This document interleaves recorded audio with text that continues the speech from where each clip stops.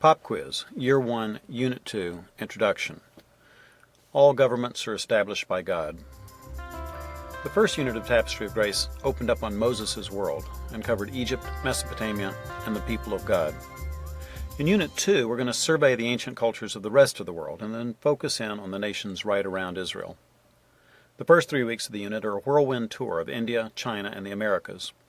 We'll spend 2 weeks on the Greeks after that, studying the Bronze Age cultures that were immortalized in Homer's Iliad and Odyssey.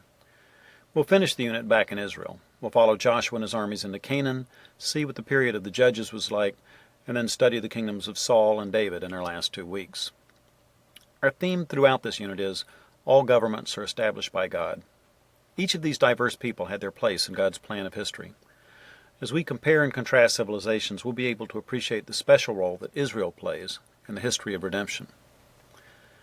We'll start with a whirlwind tour of non-Western cultures, which will take us out of our normal chronological flow a little. Normally, Tapestry of Grace weaves all the humanities and social sciences together in a continuous sequence, but we've made an exception in this unit so that we can compare 3 cultures that didn't make any significant contacts with the Western world in ancient times. The civilization of the Indus Valley in India flowered from about 3000 BC to 1700 BC. China got its start around the same time and has kept going ever since, the oldest living civilization on Earth. The Maya people of Central America developed their culture, which was quite impressive, about 3,000 years later, lasting from about AD 200 to 900.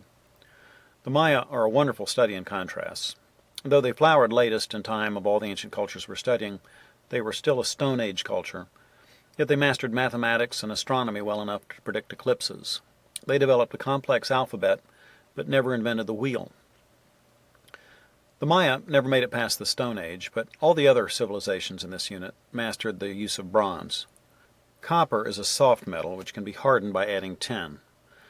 Iron is stronger and more plentiful than copper plus tin, which is called bronze, but it has a much higher melting point. That's why so many ancient cultures went through a protracted Bronze Age, where they developed the ability to work with softer metals like bronze, but were not yet able to forge iron. The Greek Bronze Age began sometime around 2700 BC. The Bible suggests that an Egyptian people group migrated across the Mediterranean to the island of Crete, bringing advanced Egyptian technology with them.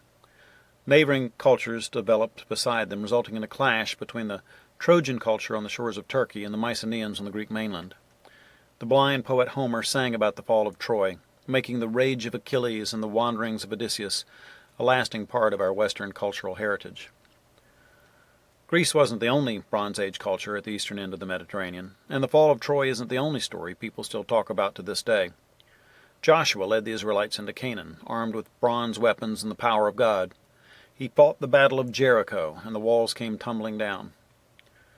We'll take time to see what life was like in Bronze Age Israel, after the people took the Promised Land, but before they chose a king. The books of Judges and Ruth provide a portrait of day-to-day life in the ancient Near East. When the Israelites began to demand a king, like all the other nations around them, God warned them that a king would exploit them. You'll want your older students to consider the advantages and disadvantages of a centralized government in this unit. The Israelites felt they needed a king to take on the Philistines. This Iron Age culture had weapons that could hack through the Israelites' bronze arms and armor like straw. Their iron chariots seemed invincible to the more primitive Israelites. It's ironic that God used a Stone Age weapon, a sling, to bring down the Philistine champion, Goliath. We'll end this unit with David on the throne as Israel enters into a new era. So, in Unit 1, we saw God make his covenant with Abraham. God promised Abraham that he would bless him and make him a blessing, and all the people of the earth would be blessed in him. This unit ends with a covenant too, God's covenant with David, who wanted to build a house for God. God told him no. He said he would build David a house instead. God gave Israel the king they wanted because he planned to give them the king he wanted, the Son of David, King of Kings and Lord of Lords.